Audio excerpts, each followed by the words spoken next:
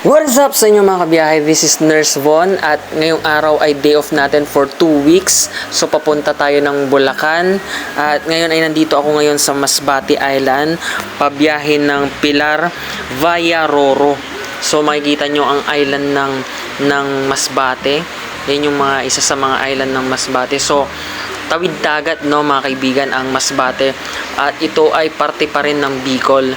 So, kung mapapansin nyo, may mga vlog na rin ako before sa Masbate at may mga gagawin pa tayong vlog sa Masbate. So, yun guys, ito yung sinasabi ko sa inyo na Twin Falls na pinuntahan ko dito sa Laguna. So, bago tayo pumunta ng Bulacan ay dumaan muna tayo sa isang lugar na kung saan ay hindi pa natin napupuntahan syempre para mag-travel vlog. At and guys, para magpalamig kasi guys, kung i-imagine niyo sobrang haba ng aking biyahe from Masbate to Bulacan ay sobrang haba niyan at medyo napuyat din tayo, nakatulog din tayo sa daan at napakahirap nga talaga mga kaibigan na mag-drive ng kotse. So, yun, mas susunod ay mas pipiliin na lamang natin na mag-commute na lang. At yun na mga kaibigan, mga kabiyahe, nandito na tayo ngayon sa isa sa falls dito nga sa Laguna. At talaga namang na-discover lang natin ito ngayon at nag-search tayo. Actually, before nyan ay dumaan tayo ng Rizal, nakita natin yung mga iba't ibang mga pasyalan doon, and this time dito sa Laguna ay bumiyahe tayo dito yung naging way natin at dinaanan na rin natin tong sinasabi nilang Twin Falls. At yun guys, nandito lang talaga ako para mag-refresh, magpalamig at wala nang iba bago tayo umuwi ng bahay. So sana hindi tayo magkasakit o mapasma kasi talagang sobrang haba ng biyahe natin mga kaibigan. So yun guys, malapit na tayo at mapapansin nyo is madaming mga sasakyan na dyan na nakaparada. Kaya yun, mga napapansin nyo, mga naka-van sila, family, at talagang napakaganda kasi kahit papaano may maganda silang parkingan. And dito is mura lang din ang babayaran mo. I think 50 pesos lang ang entrance fee. So yun guys, bababa na tayo, papapasok na tayo dito sa mismong Twin Lake. May papapansin kayo yung pinakababa na ng falls at may mga nagda-dive dyan ng mga kabataan. So, yan guys.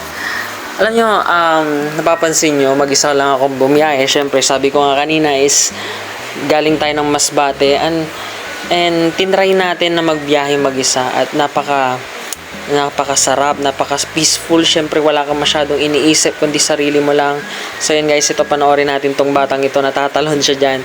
And talagang kahit ako, feeling ko hindi ko kaya, nakakatakot. So yan guys, napakalamig ng tubig.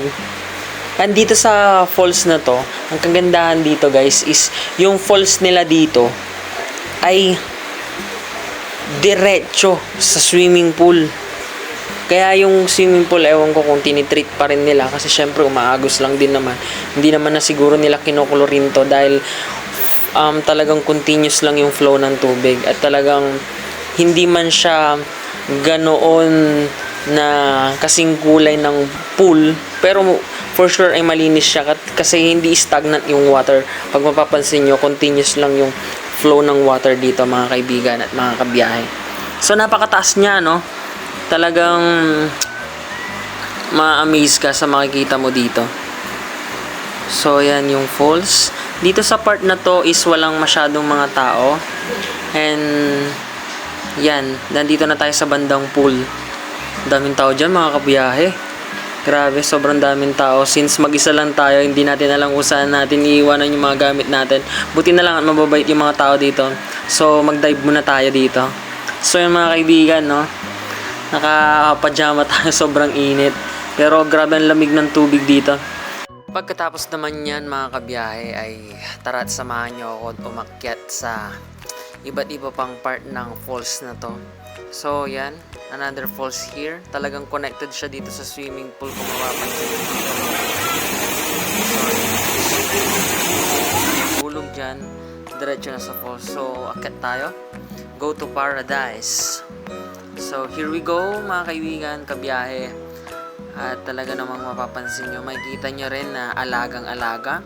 May mga safety measures din, may mga hawakan habang umaakyat ka. So, bali, yan na yung paakyat niya mga kaibigan. No?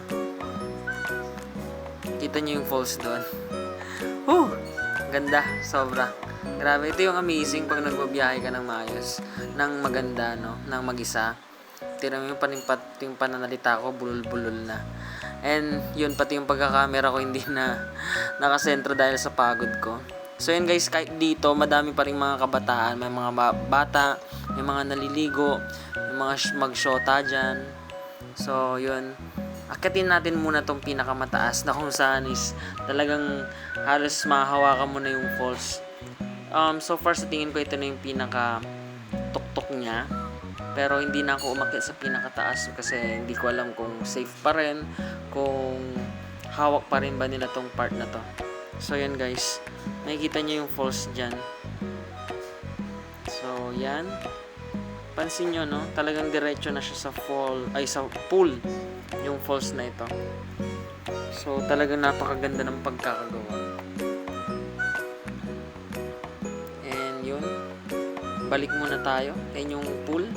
Diyan tayo galing kanina. And sobrang refreshing maligo, mga kaibigan. So mga kabiyahe, punta tayo dun sa bandang dulo ng falls na to. Na kung saan makikita natin na ang ganda ng lugar na to. Sobrang lawak. Sobrang dami ng taong kaya niyang i-accommodate. So yun guys, ingat lang tayo kasi medyo madulas. Pero so far naman is thumbs up naman dahil may mga railings naman dito, may mga hawakan naman. So sobrang safe din niya, mga kaibigan, sa mga gustong bumiyahe dito.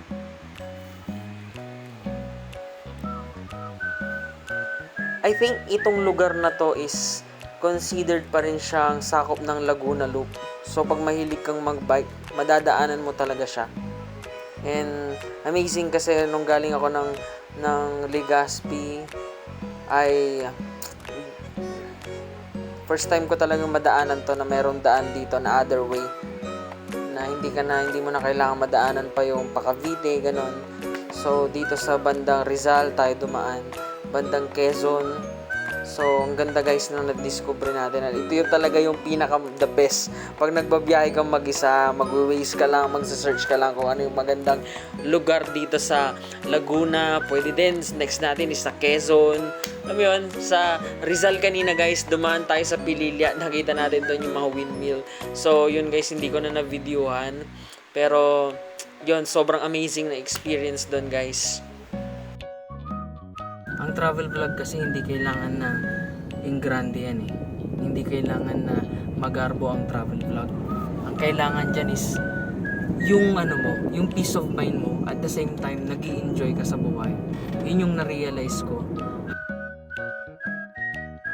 Alam nyo mga kabiyahe, grabe din yung epekto ng pagbablog sa akin.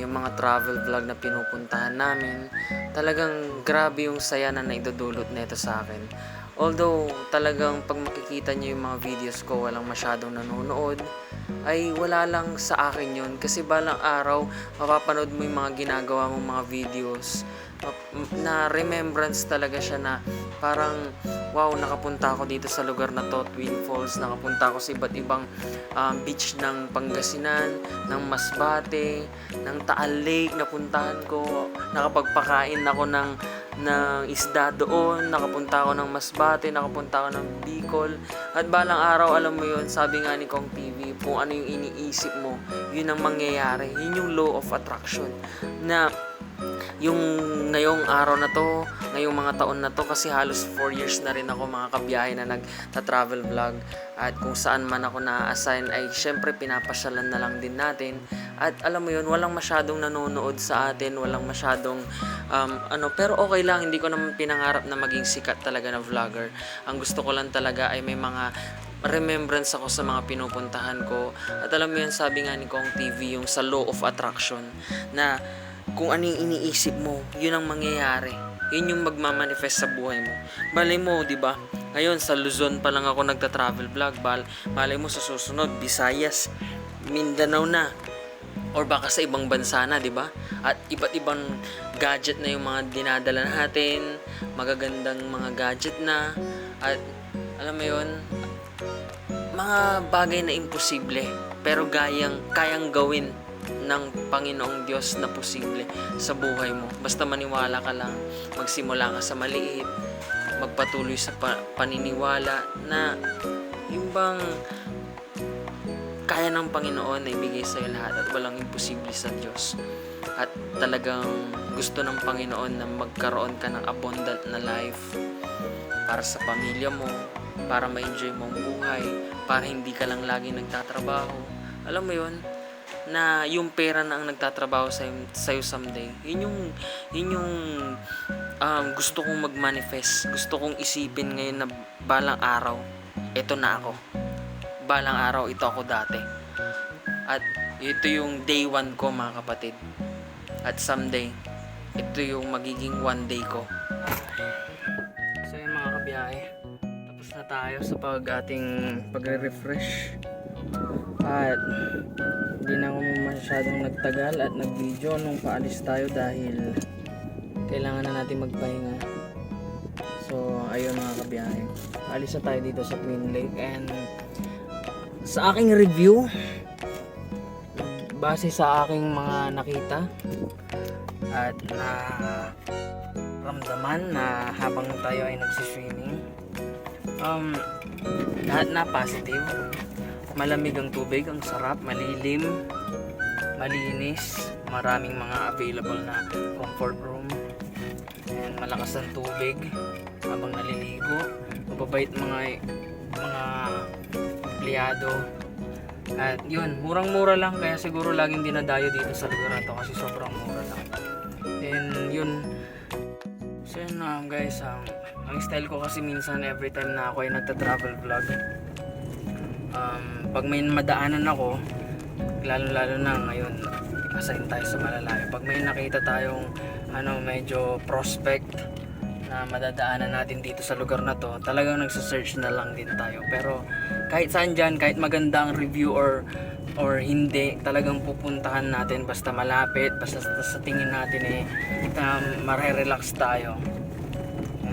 Talagang pupuntahan natin yan. So far ay nagustuhan ko talaga.